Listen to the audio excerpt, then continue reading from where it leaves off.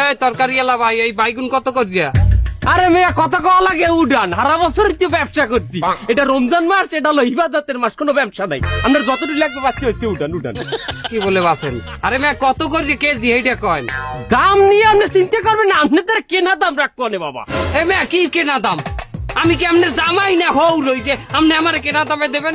আমি কি আপনার কি? না মানে সারা বছর আপনি আমার দিয়ে তরকারি নেন না, রেগুলার কাস্টমার আপনি আমার।